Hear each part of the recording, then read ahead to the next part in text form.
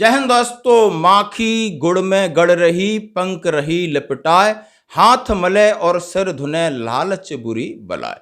जैसे एक मट्ठी गीले गुड़ के ऊपर बैठती है खाने के लालच में, लेकिन भूल जाती है, उसके पंख लिपट जाते हैं और वहां फड़फड़ा के मर जाती है। ऐसे ही अब सेना में बहुत सारे लोग इस तरह उत्पन्न होते जा रहे हैं, यानी दुनिया को लालच में डालते हैं, खुद भी लालच में गिरते हैं और सबको डुबो देते हैं। और ऐसा ही एक इंसिडेंट हुआ है लखनऊ के अंदर, और इसके ऊपर एफआईआर हुई, अरेस्ट हुआ है और उसका नाम है हवलदार सुभाष सिंह, जो कि राशन आईसी। उसने 5 करोड़ रुपए की चपेट लगाई है, और चपेट लगाई है अपने साथियों को ठगा है। और ठगा किस लिए कि 8 महीने में आपको दुगने पैसे करके दूंगा।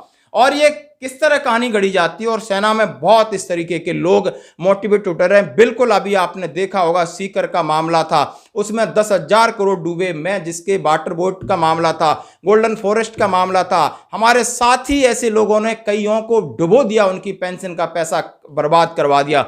और इसी तरह एक लालच में एक हवलदार सुभाष सिंह जी आए हैं, जो लखनऊ में पोस्टेड हैं, राशन आईसी के पद पर हैं। पूना से किसी एक कंपनी है एफ ट्रेड करके, वो उसका एजेंट बन जाते हैं और जवानों को धीरे से बताते हैं कि 8 महीने में मैं तेरे पैसे दुगने करवा दूंगा।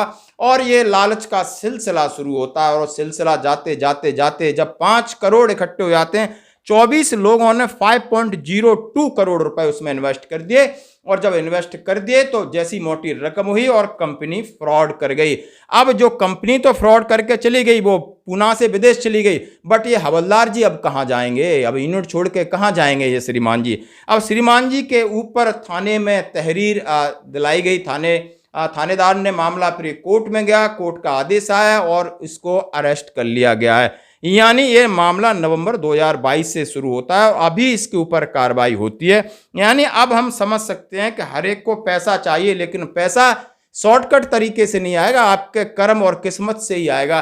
गलत फहमी में मत रहिए कि मैं दूसरे को बेवकूफ बना के मैं कमीशन खा जाऊंगा। हाँ जी दोस्तों, बिल्कुल सावधान रहना है।